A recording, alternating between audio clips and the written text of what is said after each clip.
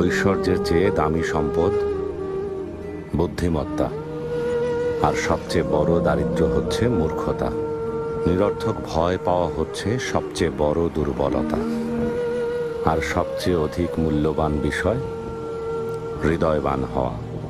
বোকার সাথে বন্ধুত্ব করতে যাবে না, সে তোমার উপকার করার চাইতে ক্ষতি করবে বেশি।